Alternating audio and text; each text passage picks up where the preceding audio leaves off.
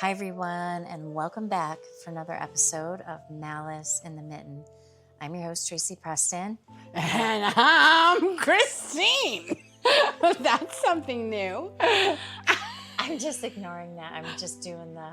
Oh, okay. Well, Tracy had on the prompter for me to say, and I'm Christine.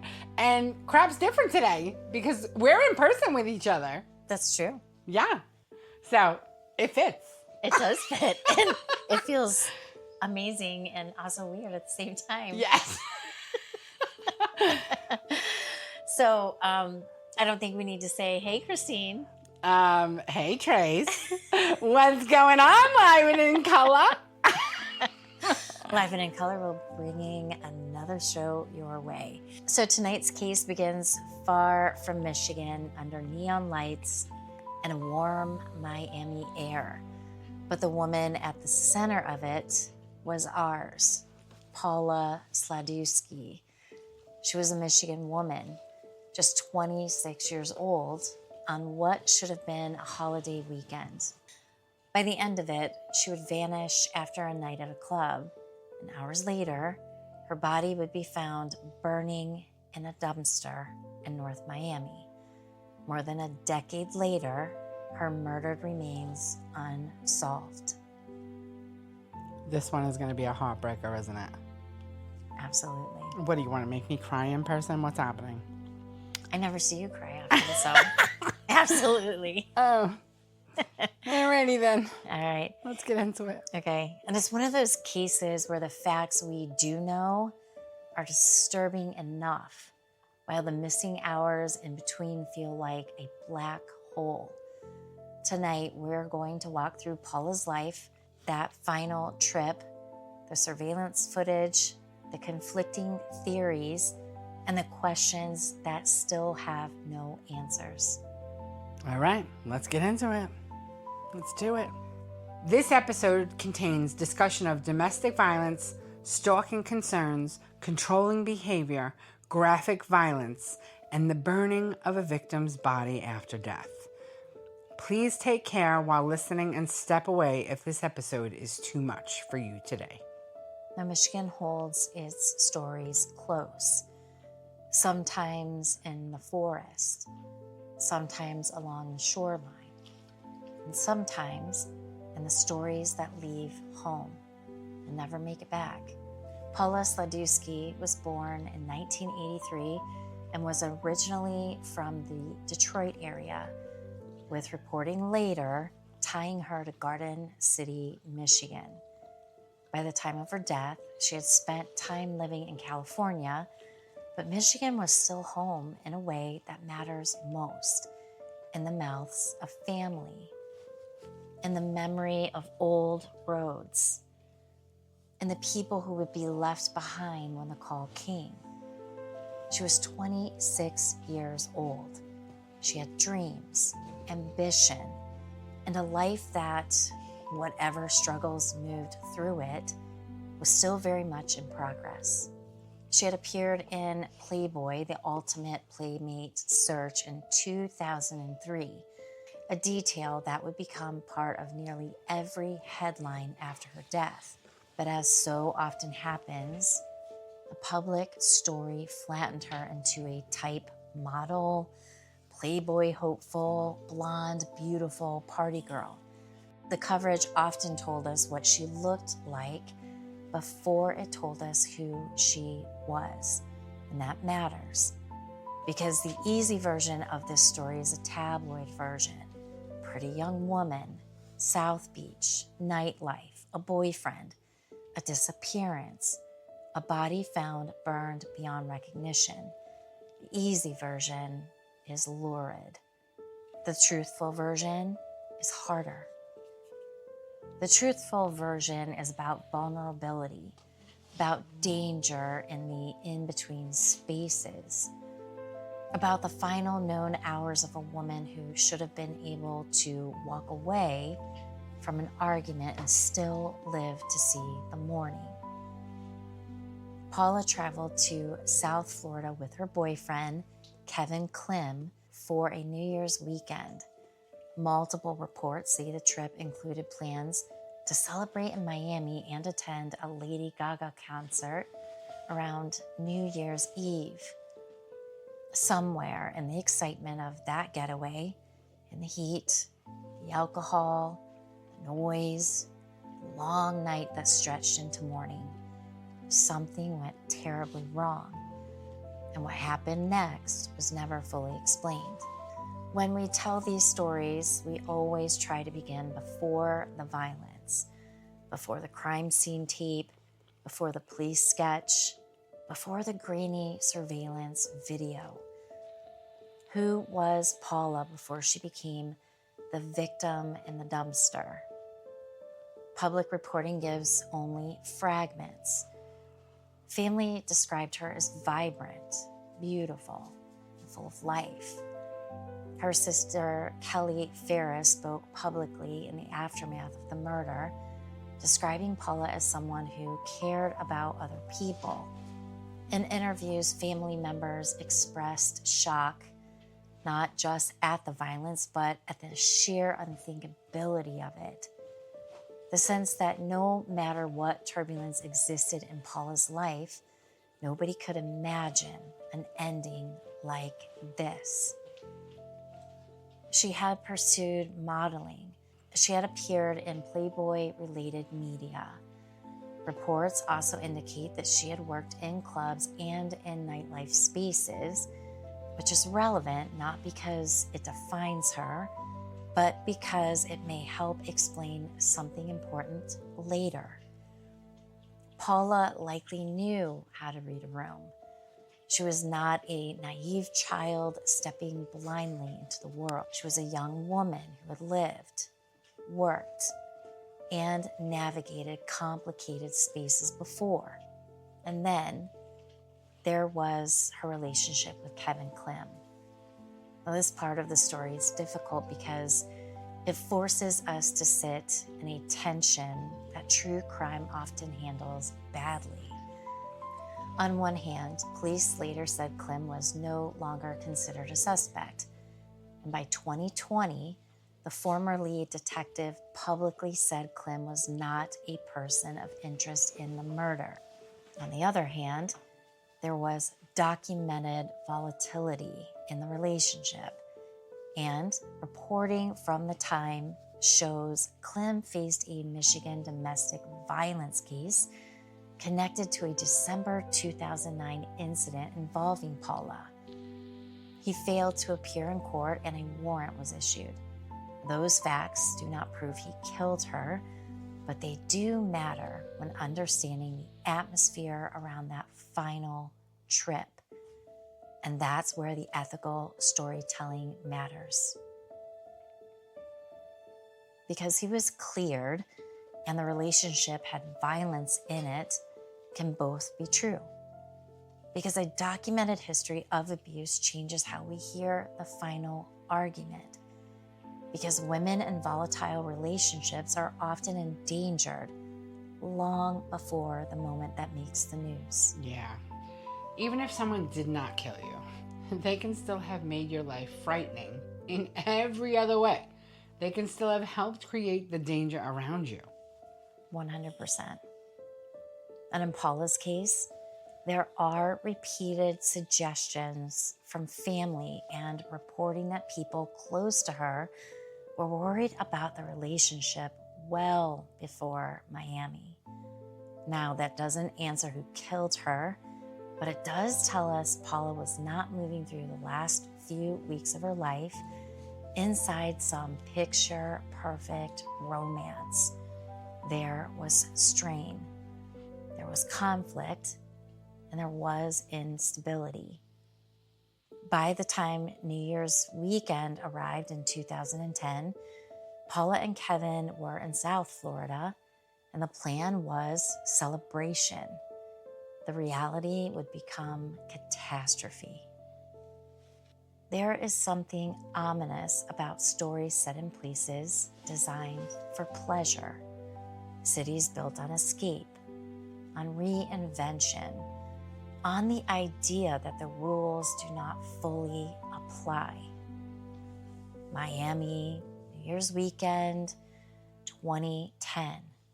crowds, music, flashing lights, a city running hot through the night. At some point, Paula and Kevin ended up at Club Space, a well-known nightclub in Miami. There, according to multiple reports, the two argued. The dispute appears to have involved drinking and escalated enough that security became involved. Klym's account, relayed through attorneys and the media, was that they got into an argument. He was removed or asked to leave, and Paula chose to stay.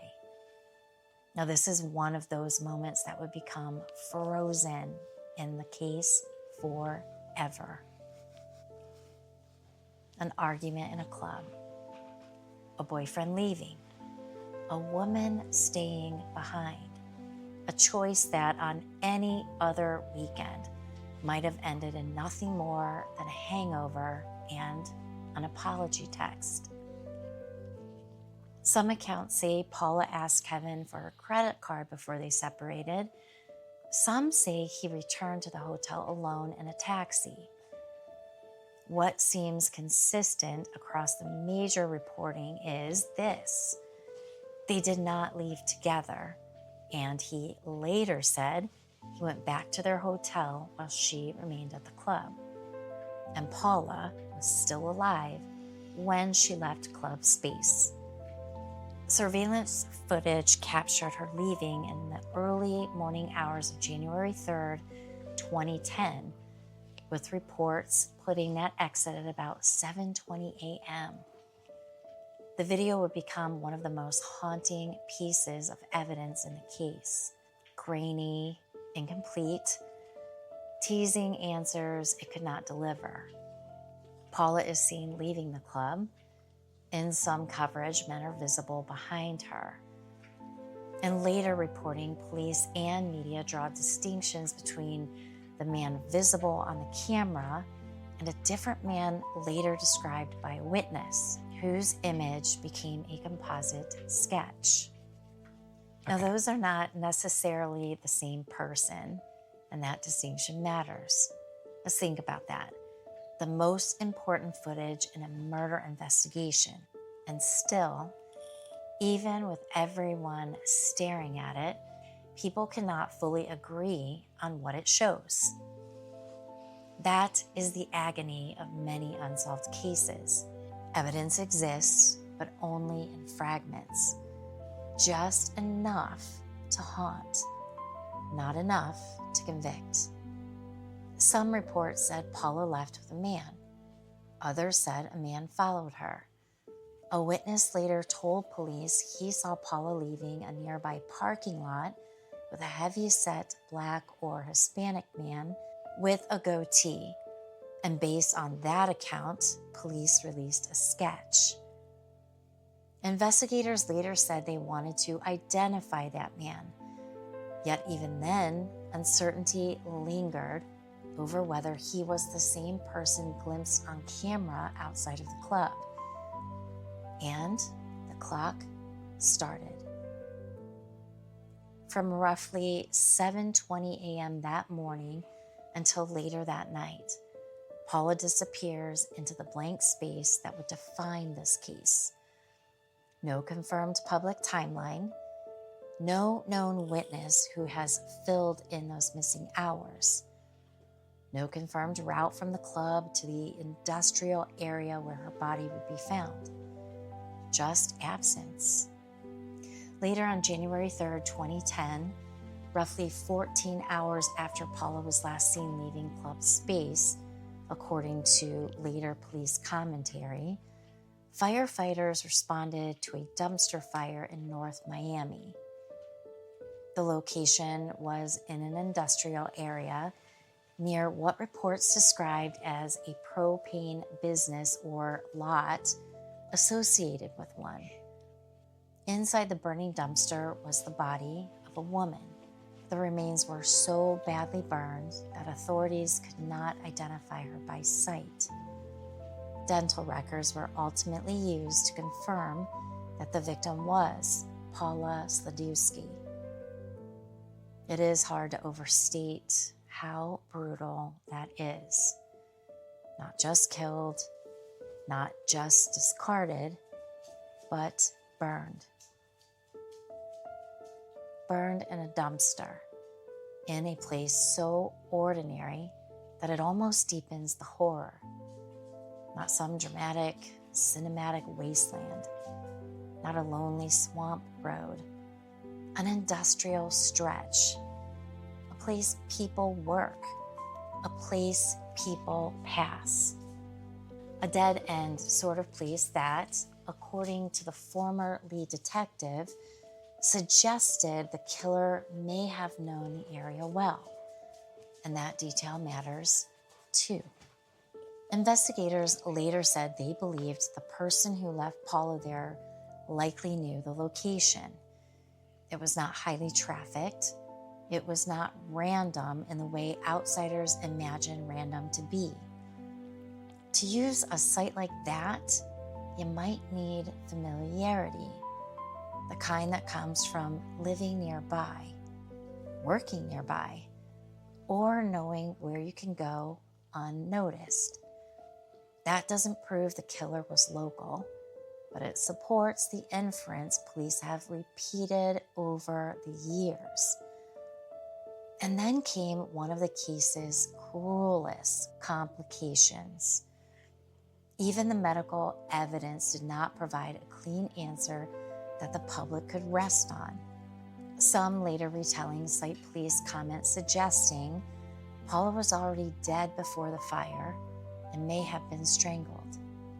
But in reporting from January 2010, CBS noted that the medical examiner's office could not determine an exact cause of death because of the severity of the burns and was awaiting toxicology.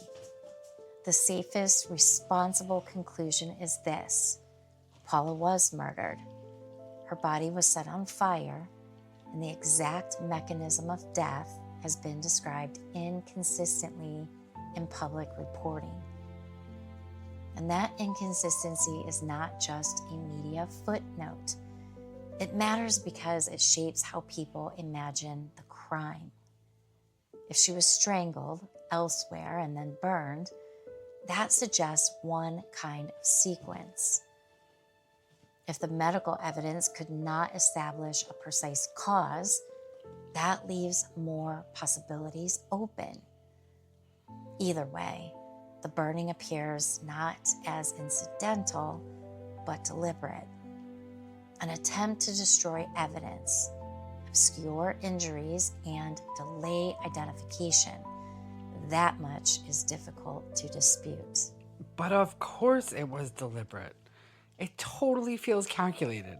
It gives you the chills because none of that was panicked. That was all calculated. And in actuality, I innately want to say it's somebody that knows her because they wanted to destroy her, and the probability that she would even be identified, they were probably hoping that she wouldn't even be identified, let alone know how she was killed. Do you know what I mean? This is definitely a crime of passion. You don't burn things that you're not passionate about getting rid of. Exactly. And if he was the boyfriend on the back burner, like, she liked to do her own thing. Yeah. You know what I mean? Yeah. Yeah. And that is the one reason the case has stayed with so many people. The violence feels intentional in layers. Yes, absolutely. Now, whoever killed Paula did not just want her dead. Whoever did this also appears to have wanted her hidden. Ah, just that's it. Nice. They wanted her gone. All the way gone. That's passionate. Yeah. Or erased. That's passionate means personal when it comes to murder, in my eyes at least. I agree. And yet, even after all that, she was found. Not saved, but found.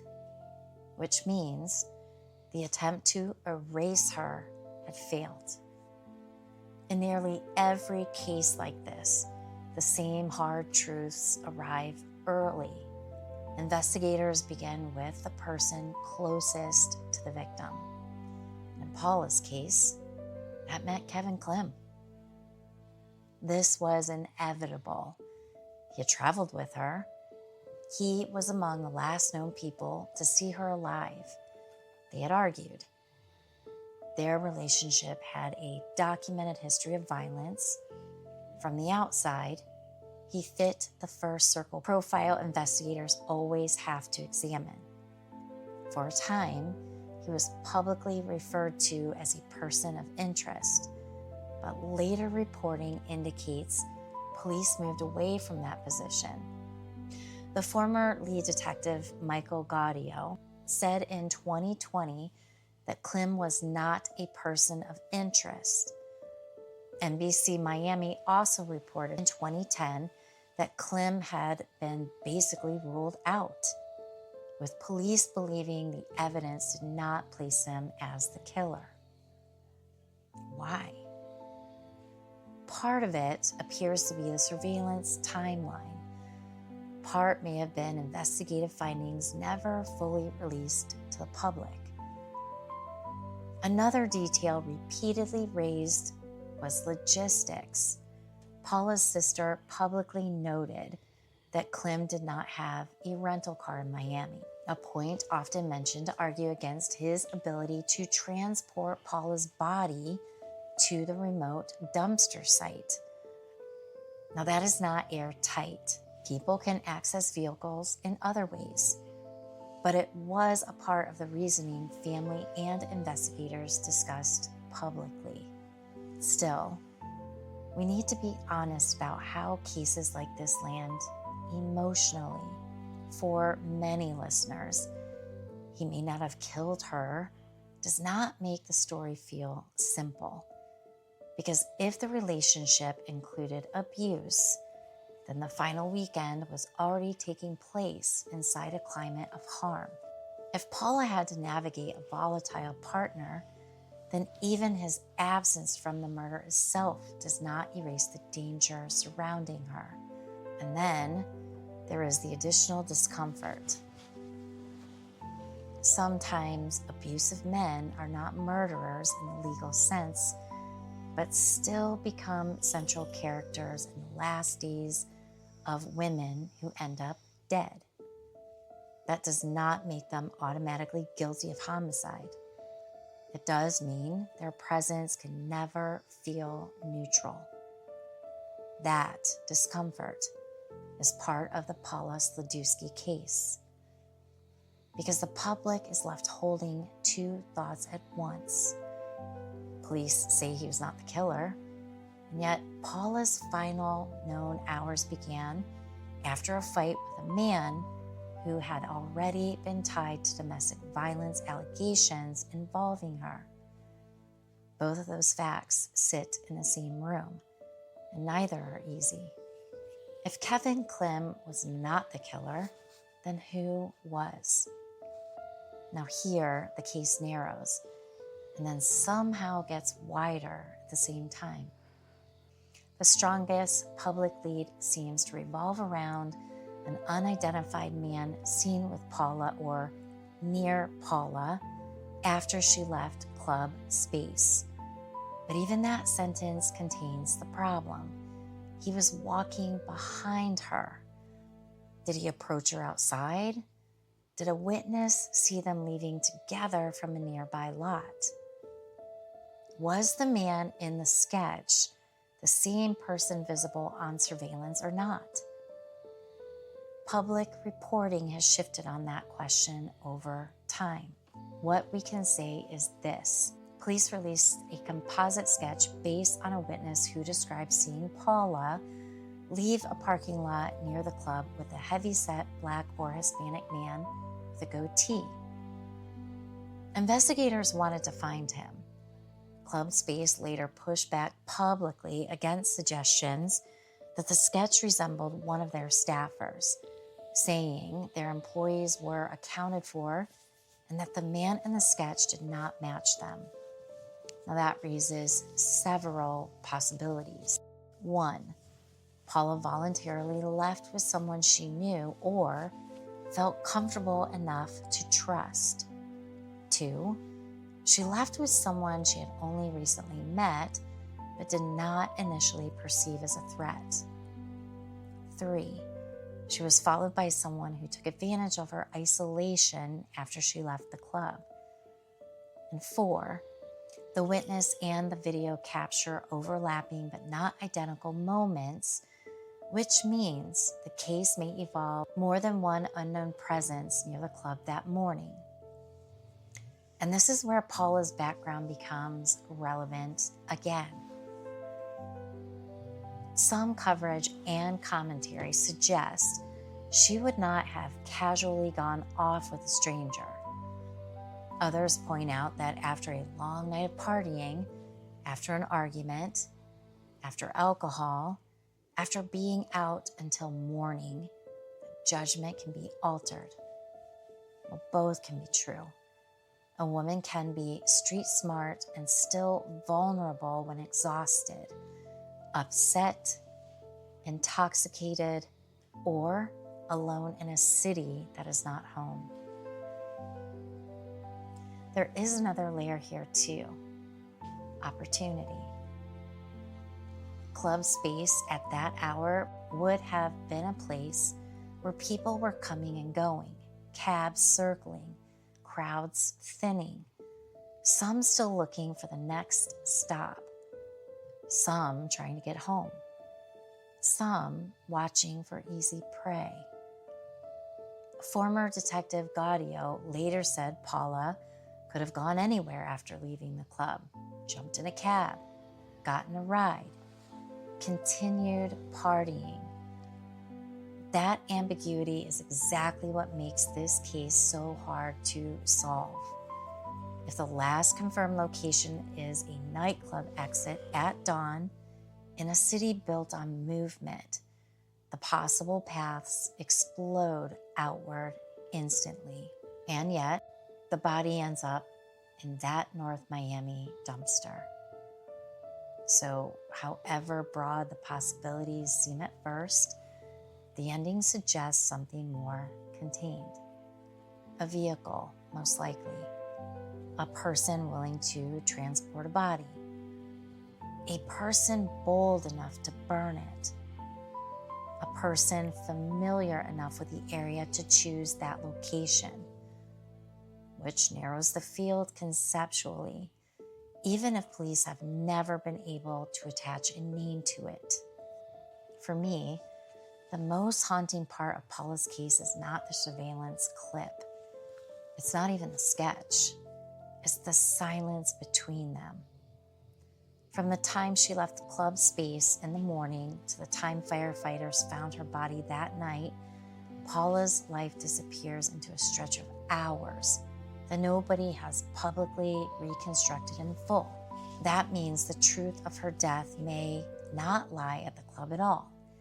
It may lie in what happened afterward, in a secondary location, a car ride, an apartment, a motel, an industrial lot, a decision made by someone who thought they had found a woman alone and unprotected. That possibility should trouble all of us because it means Paula may have survived the club exit. She may have gotten into a car. She may have thought she was simply heading somewhere else. She may not have understood the danger until it was far too late. Now, there is a particular terror in that. The terror of ordinary decisions turning fatal only in hindsight. Take a ride. Go somewhere quieter. Keep the night going. Get away from the argument. Don't go back to the hotel yet. Any one of those can sound small in the moment, and that is often how violence works. It does not always begin with obvious terror. Sometimes it begins with a woman trying to salvage her night. Or sometimes it just ends up with somebody not trying to go back to the drama, to the conflicts. Not going back to the hotel to start the fight all over. Exactly. Now, if Paula fought with Kevin, then going anywhere else may have felt preferable to returning immediately to a room where anger was waiting. Even if she planned to circle back later, even if she believed she was making a temporary choice. That is one reason cases involving women after public arguments can become so complicated. The separation itself can create a dangerous window. A woman leaves one unsafe dynamic and steps into another she cannot yet recognize. And because the public does not have access to the full investigative file, we do not know what evidence may exist inside those missing hours, like phone records, taxi leads, witnesses who were interviewed and dismissed, surveillance from nearby businesses that yielded nothing useful. Or so they think. Right. Any of that could exist, but it has not produced an arrest. There was even a later public records request seeking investigative materials, including surveillance and correspondence, suggesting continued outside interest in whether the case file might contain more than the public has seen. But from the public's vantage point, the missing hours remain missing, and that vacuum invites theory. So let's walk carefully here. In a case like Paula's, theories multiply fast. We are not going to turn speculation into fact, but we can examine the major possibilities with restraint. So let's take this theory. A stranger or recent acquaintance from the club. Now, this is one of the most commonly discussed possibilities, and it fits several known facts. Paula was last seen leaving club space. There was surveillance showing male presence near her, and a witness later described her leaving with an unidentified man whose sketch police released. If she accepted a ride or left with someone connected to the nightlife scene that morning, that person may have later attacked and killed her. This theory also aligns with police interest in the unknown man, with the possibility that the killer knew the North Miami dump site. But the weakness in this theory is that it still leaves huge unanswered questions. Who was he? Why has he never been identified? Did nobody at the club recognize him? Did cameras fail to catch enough? Or was the man in the sketch only mildly connected? Theory 2. Someone connected to the club or immediate area. At one point, there was public chatter about whether the suspect might have resembled a bouncer. Club Space publicly denied that the sketch matched any employee and said staff were accounted for. But that does not entirely eliminate the possibility of someone associated with the broader scene, like a patron, a regular, a contractor, acquaintance. But it appears police did not publicly tie the sketch to verified club staff. But wait a minute. I thought you said that the club was being accused that the sketch was reminiscent of one of their workers. They did, but they said all of their staff was accounted for, so. Accounted for when? Like, I guess maybe after the club closed. I mean, I don't know. my aunt, I thought like the club scene in Florida was like 5 a.m. She's walking out at 7 something. Does this club never shut down? Well, there are some clubs that are like after hours clubs. Oh. But I mean, I don't know. The thing is that someone, I'm still sticking with that this was passionate.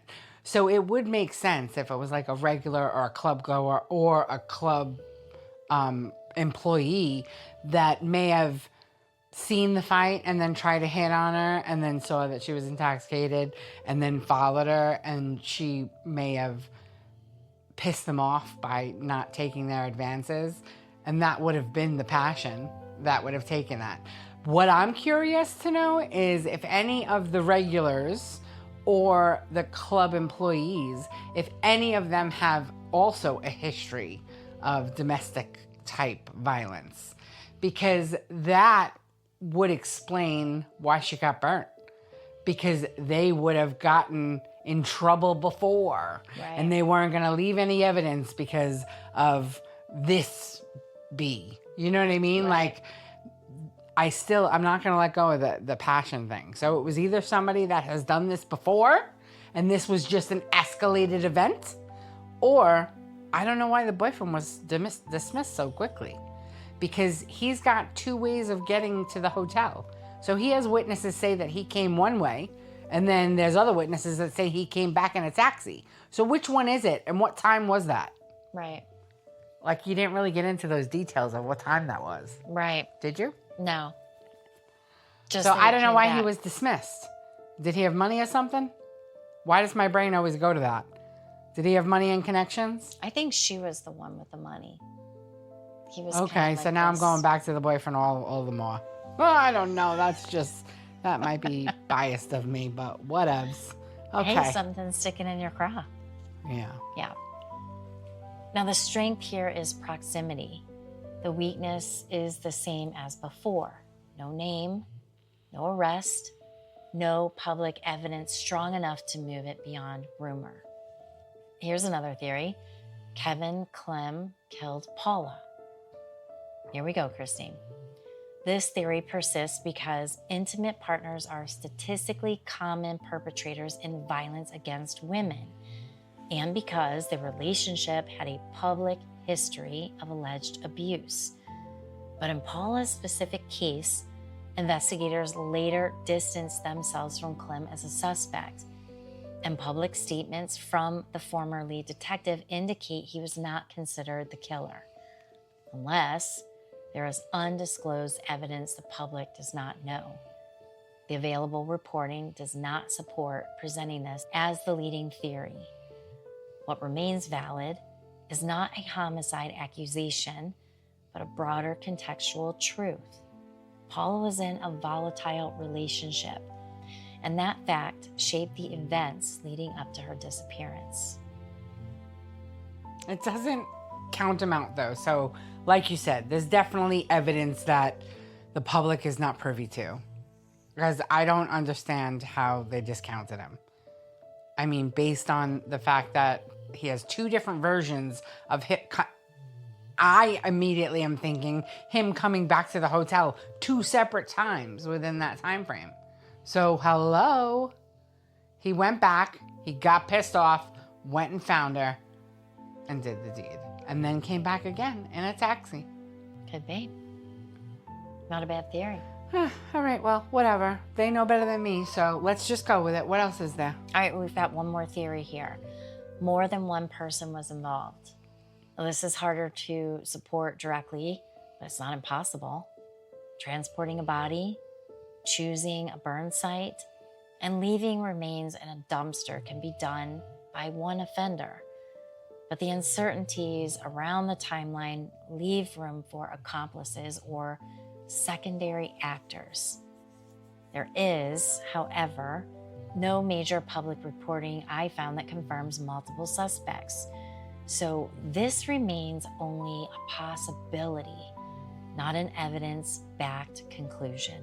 Not for nothing, but I did momentarily kind of think, or I had an idea in my head while you were talking earlier, but it was fleeting. I was thinking to myself when I was kind of stuck on that passion thing, it also could have been a number of other club goers, and they were just, you know, bros in some kind of pack mentality type thing. Mm-hmm. And they probably, I'm just assuming the way things go down, or so we hear, they brutally attacked her and raped her and everything, and they probably had too much evidence on her, if you will. Right. You know, the result of when they do those things. Right. And one of them probably had the brilliant idea that would, you know, kill off any sperm that was left behind. And I'm going to toss one more thing out at you is myself and a bunch of friends of mine were at a bachelorette party, and every single one of us was drugged. Really? Mm-hmm. I personally feel it was the staff. Yeah. You know, I mean, we all ended up going to the emergency room. Yeah. I used to say, you know, it's not a thing. You got young, beautiful girls out partying, slip them a little something. Yeah, drug them all. Yeah. Like shooting fish in a barrel. That's right. As disgusting as that is, it happens. Yeah. You hear about it at least. There. That's right. There is another reason Paula's case has lingered. It presses on the old cultural reflex to sort women into categories before deciding how much empathy they deserve. The glamorous woman, the nightlife woman, the troubled woman, the woman who argued, the woman who stayed out, the woman who went with someone, as if any of those details are permissions, because they are not. Paula did not forfeit safety because she stayed at the club.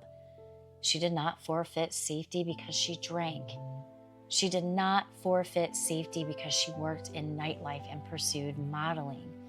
She did not forfeit safety because her relationship was messy.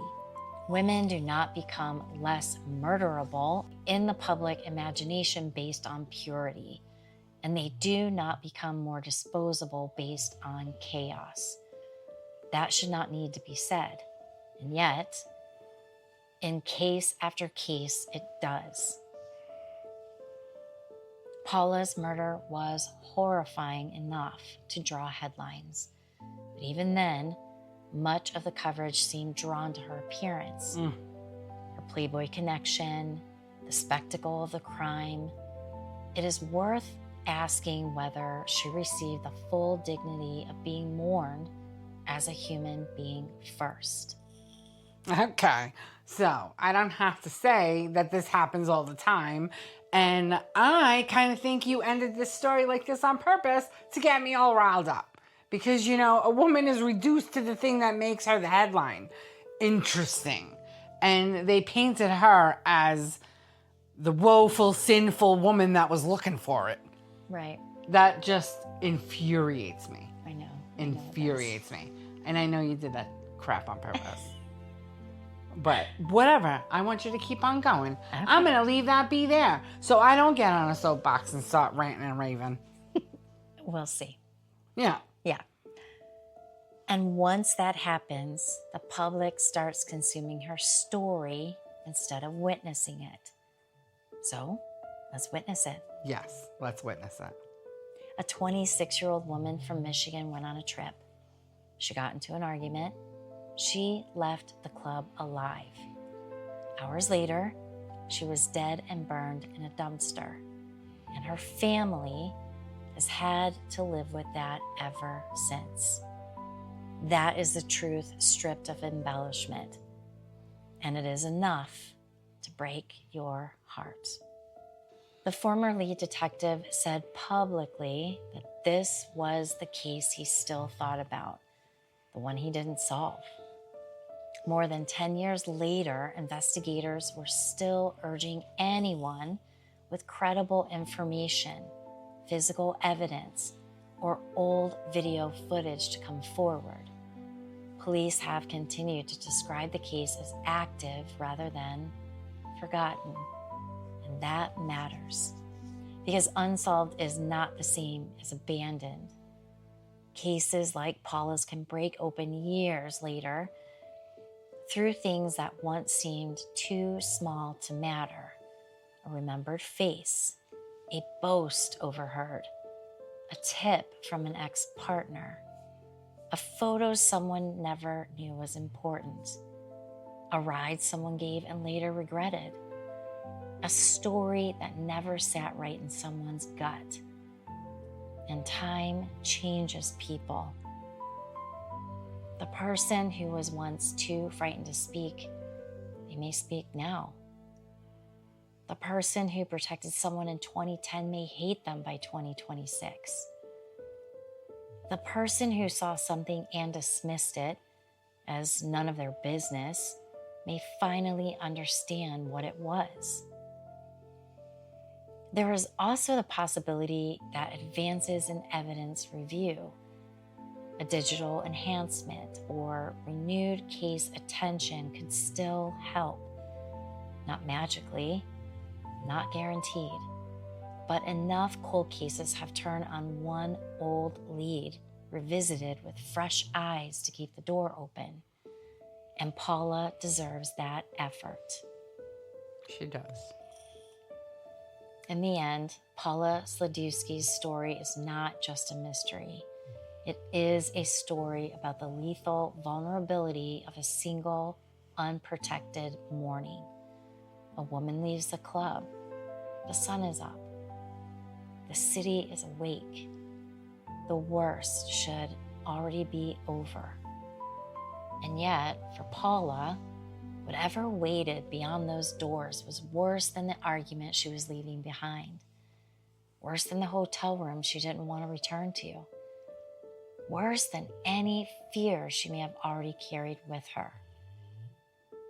Somewhere between club space and that North Miami dumpster, a life was taken. And though the killer tried to hide her in fire, Paula was not erased. She is still named, still remembered, still mourned, and still waiting for justice.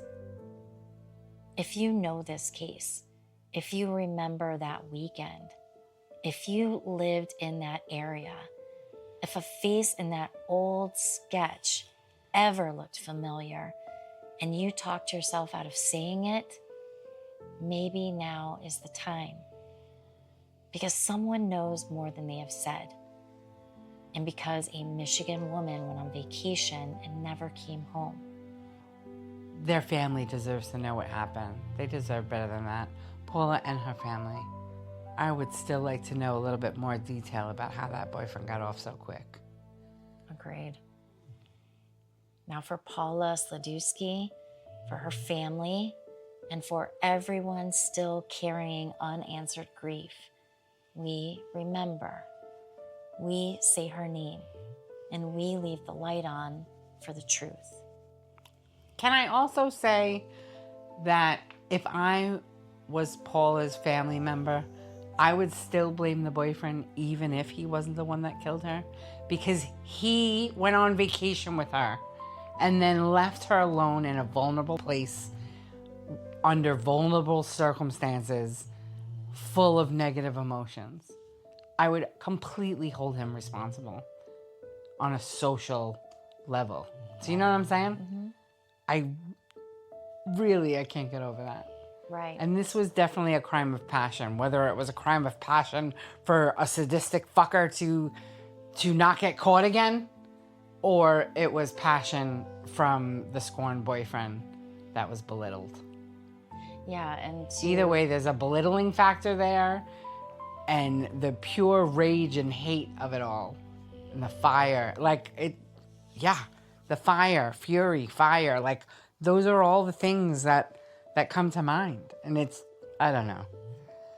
This is baffling, and it's frustrating that they don't have anything further, because if they had video of one angle, at that time, 2010, a lot of stores had videos on them. I mean, hell, 2010, all the cameras over the lights had videos everywhere. Why are there not more pictures? Right. Why are there not more video right. footage? Why is there not more video footage? From inside the club even, right? Well, clubs inside don't usually have video, but they usually always have them on the outside. Right. I don't know. Yeah. Something's amiss. Yeah. And you know, the points that you raised with I mean, a man leaving his girlfriend, and she was beautiful, blonde hair, great body. You're going to leave her alone in a Miami club? What in the hell? Forget about relationship code. That's against friend code. Right. You know what I mean? Like, if you care for anyone at all, you are not going to go out with them in a strange city and then leave them after fighting with them. New Year's Eve even. Yeah, blown away. But the thing is then he didn't report her missing the whole next day? For how many hours? Because if that was New Year's Eve and she wasn't discovered until the 3rd, hello, there's a lot of time. And I didn't even hear you. I don't remember you mentioning when they said the time of death was, approximately. Or did they not? They because don't it was really charcoal. know. Right, they don't really know. And that might be another thing that if I were the detectives, I would be looking into.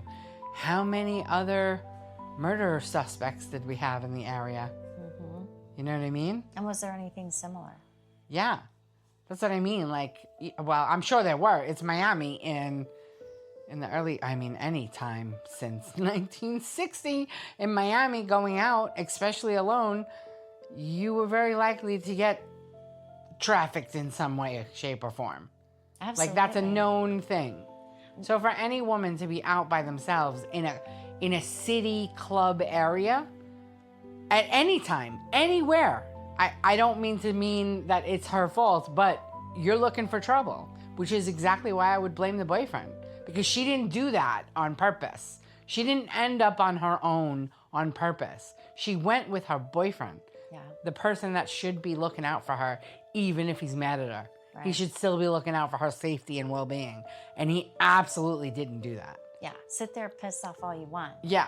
But let's go back to the hotel together and chill the hell out. Right. And just not talk for a while. Right. But apparently he had a track record for beating her anyway. Right. So, many reasons for me to want to punch this guy in the face. Pow. Yeah, many reasons. I wouldn't have a nice thing to say to him, for sure. Mm-hmm. And I don't understand how anybody from her family would. Right. Do you know what I mean? Because he is culpable on a number of levels for me. Whether or not he murdered her is almost irrelevant for the vile vitriol I would have for him if I was her family member. He put her in that situation. Exactly. Mm-hmm. Ugh. Gross. Yeah, that's horrible. I just really hope that maybe now is the time. That would be nice. Yeah. So if you saw something, let's see something. So thank you, everyone. We appreciate you listening as always. Please like, share, subscribe, comment, do all the things.